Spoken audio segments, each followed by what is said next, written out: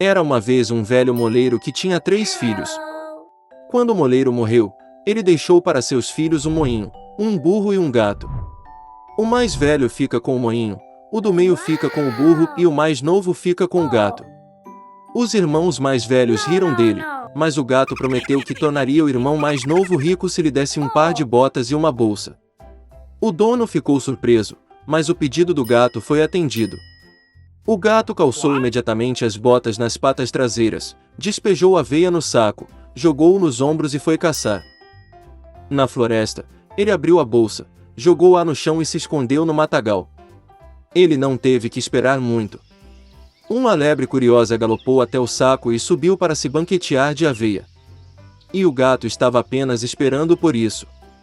Ele saltou do matagal, apertou o saco, colocou-o sobre os ombros e foi para o castelo real. O rei daquele país era um grande amante da boa comida. O gato curvou-se profundamente para ele, entregou a lebre e disse que era um presente de seu mestre, o Marquês de Carabas. O rei ficou agradavelmente surpreso com a surpresa. O gato curvou-se como um verdadeiro nobre e caiu na estrada. No dia seguinte, ele foi caçar com o saco novamente. Desta vez, ele conseguiu pegar 2 perdizes gordas. O rei ficou encantado ao ver outro presente agradável.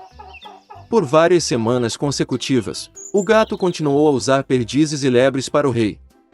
Mas ele não disse nada sobre isso ao seu dono faminto e magro. Uma vez que o gato viu uma princesa no palácio, ela ficou muito bonita. O gato percebeu que ela seria uma esposa maravilhosa para seu mestre. E então o rei queria finalmente conhecer o marquês. O gato respondeu que amanhã poderiam encontrá-lo para um passeio onde ficavam os moinhos. E ele próprio correu a toda velocidade para o moinho. Vendo o dono, o gato disse que amanhã vai precisar nadar no rio, e aí sua vida vai mudar. Na manhã seguinte, assim que entrou na água, o gato agarrou suas roupas e as escondeu no mato. Naquele momento, a carruagem real apareceu na estrada. O gato saltou para a estrada e gritou com toda a força: "Salve-me! Socorro! O Marquês de Carabas está se afogando!" Ouvindo isso, o rei ordenou que puxasse o Marquês para fora da água. O filho do moleiro ficou muito assustado quando 2 guardas começaram a arrastá-lo para fora do rio, onde ele se aquecia na água quente. O rei ordenou que trouxesse seu traje de seda.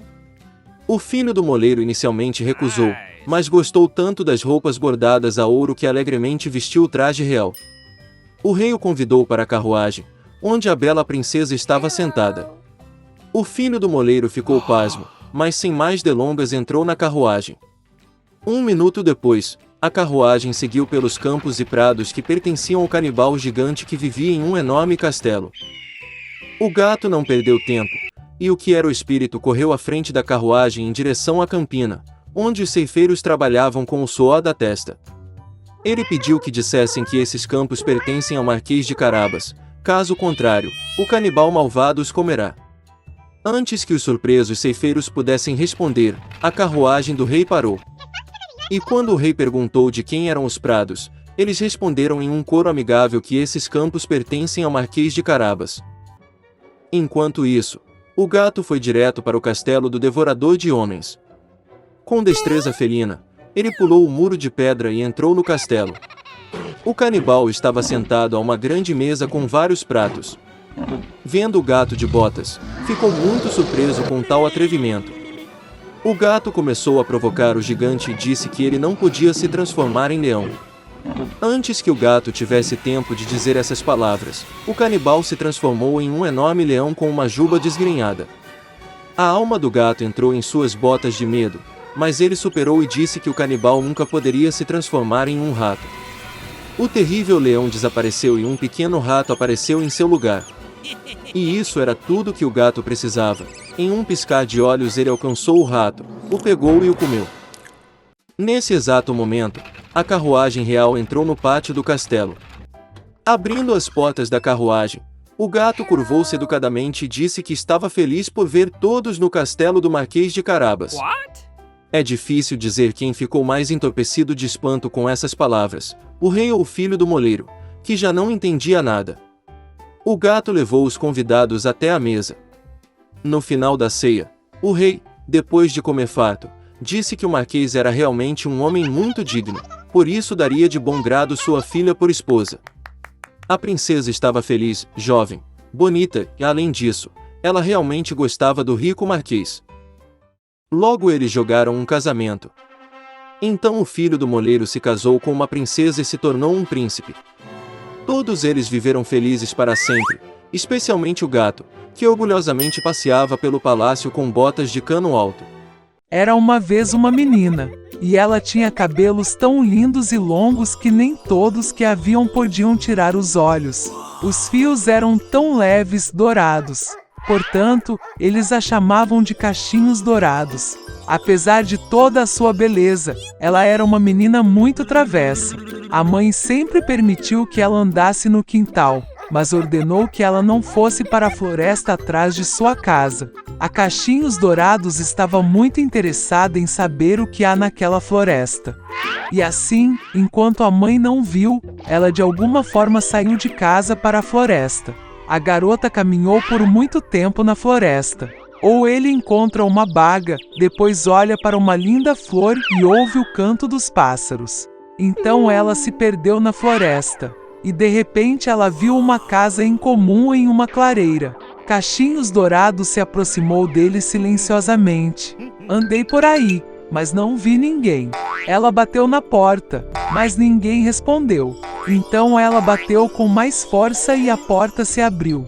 Goldilocks entrou com cautela. 3 ursos viviam naquela casa. Um urso era o pai, grande e peludo. A outra era uma mãe ursa. Era menor. O terceiro era um ursinho. Os ursos não estavam em casa porque foram dar um passeio na floresta. A garota entrou na sala e viu 3 tigelas de mingau na mesa. A primeira tigela, a maior, era o papai urso. A segunda tigela, menor, era da mãe ursa, e a terceira, a menor, era um filhote de urso. Perto de cada tigela estava uma colher, grande, média e pequena. Cachinhos Dourados estava com tanta fome que primeiro quis comer em uma tigela grande. Ela pegou a colher maior, pegou o mingau, provou, mas o mingau estava quente demais. Então ela pegou uma colher média, pegou o mingau, provou, mas o mingau estava muito frio. Finalmente ela pegou uma colher pequena e provou o mingau da tigela pequena. Este mingau não estava quente nem frio, era perfeito. E Goldilocks comeu todo o mingau da tigela pequena. Depois de comer, a menina quis sentar-se e viu 3 cadeiras perto do fogão. Uma grande, outra menor e a terceira, muito pequena, com um pequeno travesseiro vermelho. Primeiro, ela tentou subir na cadeira maior, mas não conseguiu. Em seguida, a menina tentou sentar-se na cadeira do meio, mas era muito difícil e desconfortável. Finalmente, ela se sentou na cadeira mais pequena, e era a certa para ela. Cachinhos Dourados gostou tanto da cadeira que começou a se balançar nela. A cadeira rachou, quebrou e ela caiu no chão. A garota se levantou e foi para outra sala. Havia 3 leitos, grande, médio e pequeno. Primeiro, Cachinhos Dourados subiu na primeira cama, mas era muito alta e dura. Deitei no do meio, era muito espaçoso e macio.